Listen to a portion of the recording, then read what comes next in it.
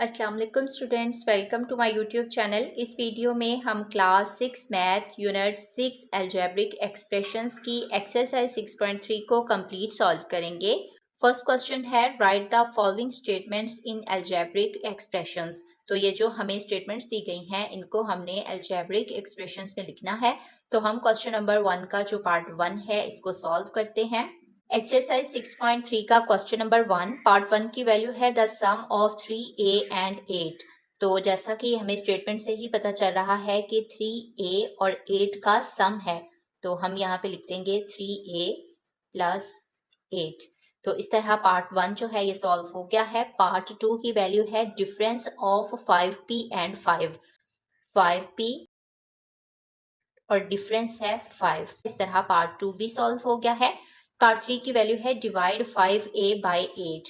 अब 5a को हमने डिवाइड करना है 8b पे, तो यहाँ पे इसको अलजेब्रिक एक्सप्रेशंस में लिखेंगे तो 5a डिवाइडेड बाई 8b। इस तरह पार्ट 3 भी सॉल्व हो गया है। पार्ट 4 की वैल्यू है product of number n and 4 times a variable y। इसको हम किस तरह से लिखेंगे, तो ये देखिएगा प्रोडक्ट का मतलब मल्टीप्लिकेशन होता है ना, मल्टीप्लिकेशन ऑफ नंबर n जो है multiply and 4 times a variable y, और यहाँ पे हम लिख देंगे 4y। ये मल्टीप्लाई हो रहा है तो इसको हम इस तरह से भी लिख सकते हैं, यहाँ पे हम और लिख देते हैं 4ny। तो ये इन सब की मल्टीप्लिकेशन है। तो इस तरह पार्ट 4 भी सॉल्व हो गया है। पार्ट 5 की वैल्यू है cost of n litres of cooking oil eight ₹170 पर लीटर। तो इसको हम किस तरह से लिखेंगे, ₹170 प्राइस है ना पर लीटर ऑयल की, तो उन्होंने कहा है cost of n litre of cooking oil eight ₹170 पर लीटर। तो इसको मल्टीप्लाई कर देंगे n के साथ। इस तरह हमारा पार्ट 5 भी सॉल्व हो गया, साथ ही हमारा क्वेश्चन नंबर 1 जो है ये कंप्लीट सॉल्व हो गया है। क्वेश्चन नंबर 2 है Wasim is 2 times as old as Umar and Umar is 3 years old than Aamir. If Umar is n years old, then write an algebraic expressions of, ये हमें एजेस दी गई हैं। पार्ट 1 में है वसीम एज, पार्ट 2 है उमर्स एज और पार्ट 3 है आमिर्स एज। क्वेश्चन नंबर 2 में हमें बताया गया है कि वसीम जो है वो 2 टाइम्स ओल्ड है उमर से, मतलब बड़ा है उमर से वसीम। उसके बाद है जो उमर है is 3 years older than Aamir, जो उमर है वो आमिर से 3 years बड़ा है। If Umar is n years old, अगर उमर जो है वो n years old हो, right an algebraic expressions of. तो ये हमें पार्ट्स दिए गए हैं, तो हम क्वेश्चन नंबर 2 को सॉल्व करते हैं। क्वेश्चन नंबर 2 में हमें एजेस दी गई हैं। सबसे पहले पार्ट 1 में वसीम्स एज दी गई है, पार्ट 2 में उमर्स एज दी गई है और पार्ट 3 में आमिर्स एज दी गई है। सबसे पहले हम उमर देख लेते हैं। If Umar is n years old, तो सबसे पहले हम उमर को लिखते हैं कि इसकी एज जो है वो n years है। अब जो वसीम एज है ना, Wasim is 2 times as old as Umar, जो वसीम है वो उमर से 2 टाइम्स एज ओल्ड है, मतलब 2 साल वो बड़ा है उमर से। अब उमर की एज जो है वो n ईयर है। अब वसीम जो है वो 2 टाइम्स ओल्ड जो है वो बड़ा है किससे, उमर से। तो इस तरह इसकी एज हुई 2n years। अब आमिर एज देखते हैं, तो यहाँ पे लिखा हुआ है कि जो आमिर है and Umar is 3 years older than Aamir. तो आमिर जो है वो मतलब छोटा है, तो यहाँ हम लिखेंगे n-3 years। तो इस तरह हमारा क्वेश्चन 2 जो है ये भी सॉल्व हो गया है। क्वेश्चन नंबर 3 है right N algebraic terms of the following expressions. ये जो एक्सप्रेशंस हमें दिए गए हैं इनको हमने अलजेब्रिक टर्म्स में लिखना है। तो पार्ट 1 की वैल्यू है n+3, तो हम इसको सॉल्व करते हैं। क्वेश्चन नंबर 3 का पार्ट 1 इसकी वैल्यू है n+3, इसको हमने अलजेब्रिक टर्म लिखनी है इनकी। तो n+3 है तो ये आएगा n3, प्लस को हमने हटा देना, इसकी जगह पे हमने ये कोमा लगा के इसको अलजेब्रिक टर्म में लिखना है ना, तो इस तरह से हम इसको लिखेंगे। पार्ट 1 सॉल्व हो गया। पार्ट 2 की वैल्यू है 2n + 6m, तो इसको हम लिखेंगे 2n 6m। तो इस तरह पार्ट 2 भी सॉल्व हो गया। पार्ट 3 है L multiply M multiply N। इसकी हमने एल्जेब्रिक टर्म लिखनी है, तो ये आएगी L M N। इस तरह पार्ट 3 भी सॉल्व हो गया है। पार्ट 4 की वैल्यू है 4xy प्लस 6y माइनस 5। तो इसकी हम एल्जेब्रिक टर्म लिखेंगे, तो ये आएगी 4xy comma 6y comma minus 5। इस तरह हमारा पार्ट 4 भी सॉल्व हो गया है। पार्ट 5 की वैल्यू है AB प्लस 2। तो इसकी एल्जेब्रिक टर्म इसमें हम लिखेंगे, तो AB और यहाँ पे 2। तो इस तरह हमारा पार्ट 5 भी सॉल्व हो गया, साथ ही हमारा क्वेश्चन नंबर 3 कंप्लीट सॉल्व हो गया है। क्वेश्चन नंबर 4 है write the coefficients of each term in the following algebraic expressions. तो ये जो हमें टर्म्स दी गई हैं, इनके हमने कोफिशिएंट लिखने हैं। तो कोफिशिएंट क्या होता है कि किसी भी वेरिएबल के साथ जो फैक्टर मल्टीप्लाई हो रहा होता है वो कोफिशिएंट कहलाता है। ये डेफिनेशन आपने याद रखनी है। तो हम क्वेश्चन नंबर 4 का जो पार्ट 1 है इसको सॉल्व करते हैं। क्वेश्चन नंबर 4 का पार्ट 1, इसकी वैल्यू है 4a प्लस 3b। अब हमने इसमें से जो कोफिशिएंट है वो लिखने हैं। तो जैसा कि मैंने आपको बताया, किसी भी वेरिएबल के साथ जो फैक्टर मल्टीप्लाई हो रहा होता है वो कोफिशिएंट कहलाता है। अब a और b वेरिएबल हैं, इसके साथ 4 और 3 मल्टीप्लाई हो रहे हैं, तो ये होंगे कोफिशिएंट। तो यहाँ हम लिखेंगे 4 और सेकंड है 3। इस तरह पार्ट 1 सॉल्व हो गया। पार्ट 2 की वैल्यू है 23ab। अब ab वेरिएबल है, इनके साथ कौन सा फैक्टर मल्टीप्लाई हो रहा है? 23। तो 23 जो है ये कोफिशिएंट है। पार्ट 2 भी सॉल्व हो गया। पार्ट 3 की वैल्यू है 2/5 xyz। अब इसमें से कोफिशिएंट हमने लिखना है। तो xyz वेरिएबल्स है ना, तो इनके साथ कौन सा फैक्टर मल्टीप्लाई हो रहा है? 2/5। तो ये कोफिशिएंट है। इस तरह पार्ट 3 भी सॉल्व हो गया है। पार्ट 4 की वैल्यू है PQR प्लस 85। अब देखें PQR ये वेरिएबल है, इसके साथ कौन सा फैक्टर है? 1 है। तो देखें यहाँ जिसके साथ कुछ भी नहीं होता इसके साथ 1 होता है, तो इसका कोफिशिएंट होगा 1। तो 85 जो है ये वेरिएबल नहीं है, तो इस तरह इसका कोफिशिएंट सिर्फ एक ही आएगा 1। तो इस तरह पार्ट 4 भी सॉल्व हो गया। पार्ट 5 की वैल्यू है 15p प्लस 81q प्लस 9। अब देखें वेरिएबल p और q हैं, तो इनके साथ कौन सा फैक्टर मल्टीप्लाई हो रहा है? 15 और 81। तो जो कोफिशिएंट होगा वो होगा 15 और 81। इस तरह हमारा पार्ट 5 सॉल्व हो गया, साथ ही हमारा क्वेश्चन नंबर 4 कंप्लीट सॉल्व हो गया है। क्वेश्चन नंबर 5 है separate the constants, variables and coefficients of each term in the following algebraic expressions. ये जो हमें टर्म्स दी गई हैं, इनमें से हमने सेपरेट करना है कॉन्स्टेंट्स को, वेरिएबल्स को और कोफिशिएंट्स को। तो हम क्वेश्चन नंबर 5 का जो पार्ट 1 है इसको सॉल्व करते हैं। क्वेश्चन नंबर 5 का पार्ट 1, इसकी वैल्यू है 8a प्लस 1। इसमें से हमने सेपरेट करना है वेरिएबल्स को, उसके बाद हमने सेपरेट करना है कांस्टेंट को,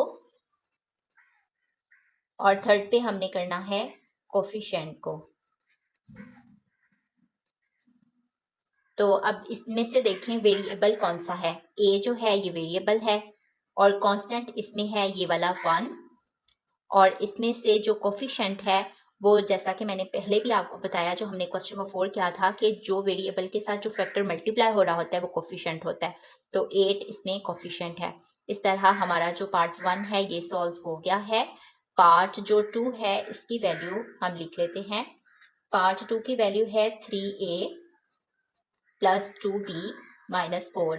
इसमें से भी हमने वेरिएबल्स को सेपरेट करना है, उसके बाद हमने कांस्टेंट को सेपरेट करना है, कांस्टेंट के बाद हमने कोफिशिएंट को सेपरेट करना है। तो इसमें से देखें वेरिएबल कौन से हैं। इसमें दो वेरिएबल हैं a और b। a और b ये वेरिएबल्स हैं। कांस्टेंट इसमें है -4 ये वाला, और कोफिशिएंट जो है वो है 3 और 2। इस तरह पार्ट 2 जो है ये भी सॉल्व हो गया है। पार्ट जो 3 है इसकी वैल्यू है p और q।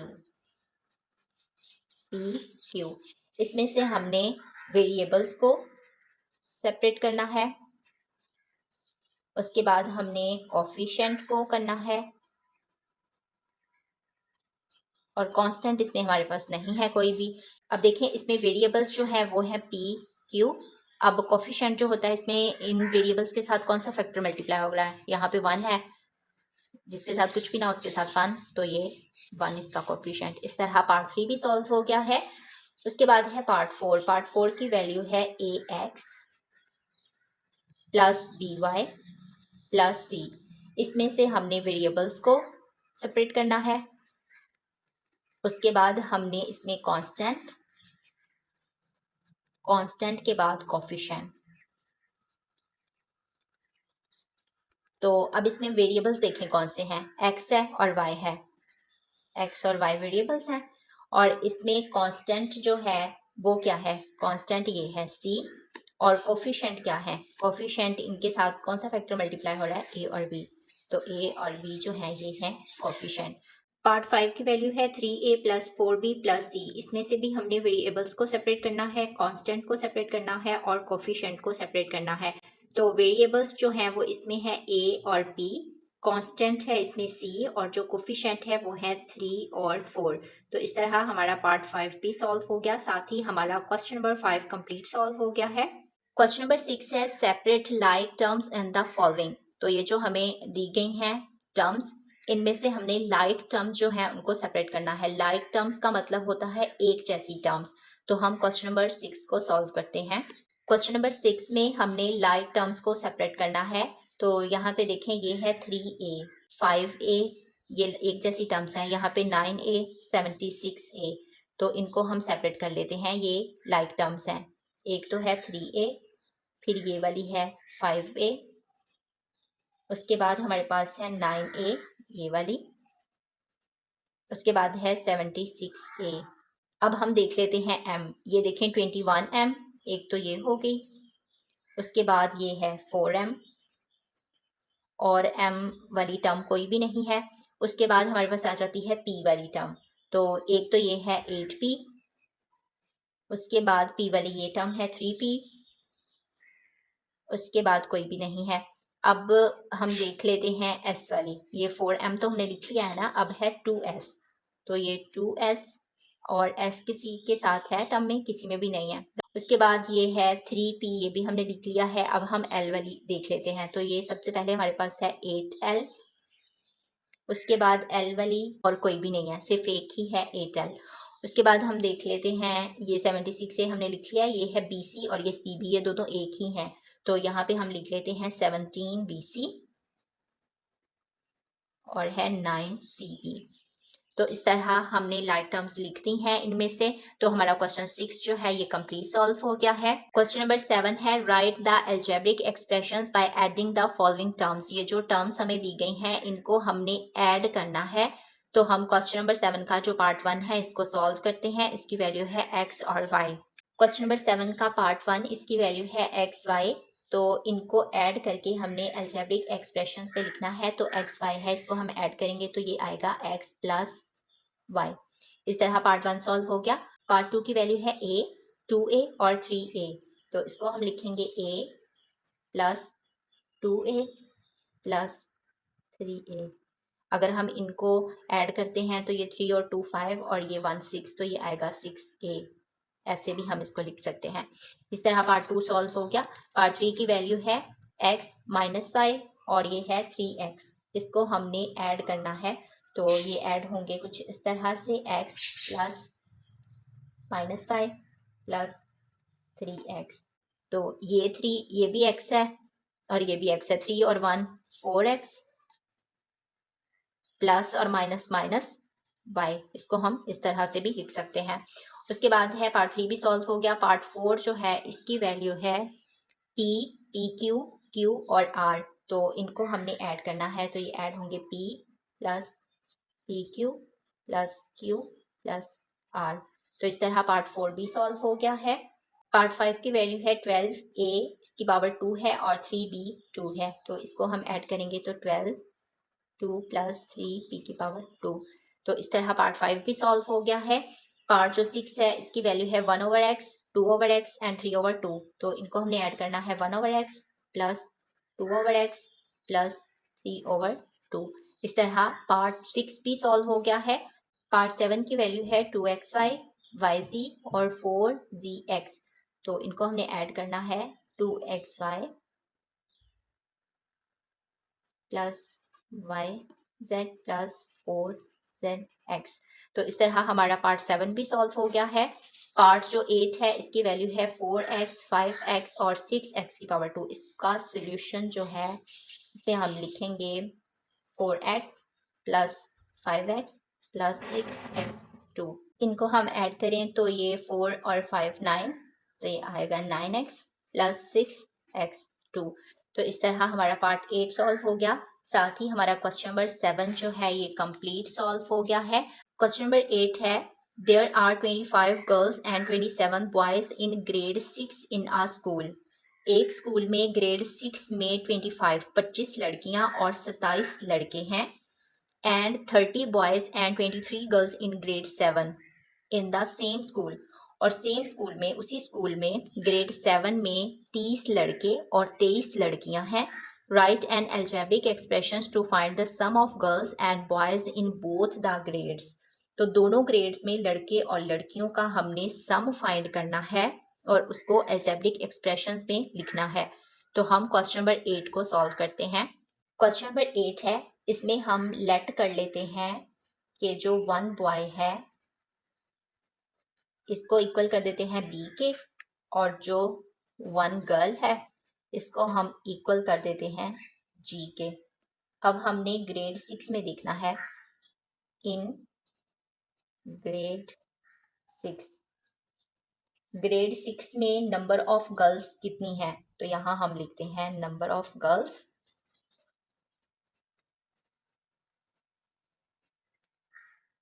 इसमें है 25 जी, जो हमने लेट किया है कि गर्ल जो है वो इक्वल जी के है। तो नंबर ऑफ गर्ल्स कितनी है, 25 गर्ल्स हैं। और नंबर ऑफ बॉयज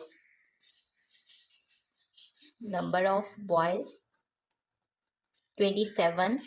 ये जो हमने लेट किया था कि बॉय इक्वल है बी के, 27 बॉयज हैं। अब हमने टोटल स्टूडेंट्स देख लेने हैं, तो यहाँ हम लिख देते हैं टोटल स्टूडेंट्स। ये क्या है, 25 गर्ल हैं प्लस 27 बॉयज हैं।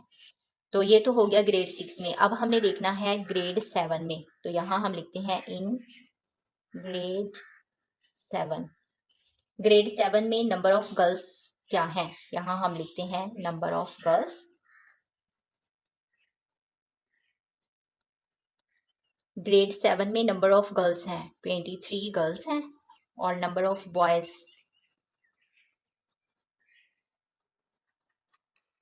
और हैं 30 बी, मतलब 30 बॉयज हैं।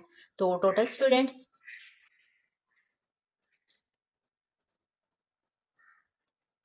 ये आएगा 23 गर्ल प्लस 30 बॉयज।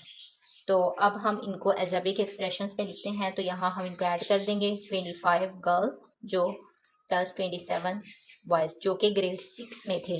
अब ग्रेड 7 में लिखते हैं, इसमें 23 गर्ल्स थी और 30 बॉयज थे। इनको हमने ऐड कर लेना है, तो इनको ऐड करेंगे तो ये आएगा 7 और 5 57 बॉयज प्लस, और 5 और 3 8, 2 और 2 4 48 गर्ल्स। तो ये हमने इसको algebraic एक्सप्रेशंस में लिख दिया। इस तरह हमारा जो क्वेश्चन 8 है ये भी सॉल्व हो गया है। क्वेश्चन नंबर 9 है, Arsalan is working a burger shop. Arsalan एक बर्गर की दुकान पर काम करता है। ऑन मंडे, पीर को, ही सोल्ड 40 बर्गर्स। पीर वाले दिन उसने 40 बर्गर सेल किए। 25 फ्राइजेस, 25 फ्राइजेस एंड 60 कोल्ड ड्रिंक्स, और 60 उसने कोल्ड ड्रिंक्स स्टॉक की हैं।